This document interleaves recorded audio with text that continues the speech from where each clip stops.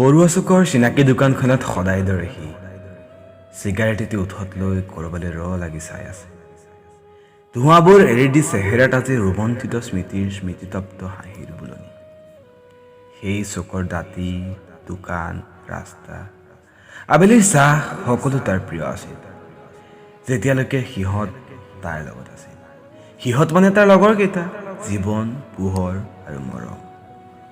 এতিয়া চাগে আপুনি ভাবিছে সিহঁতৰ আকৌ কি হ'ল? এটা এটাকৈ সকলো নাইকিয়া হ'ল। জীৱনে হাৰ মানিলে পোহৰৰ অস্বীকাৰোক্তিৰ তাৰণাত।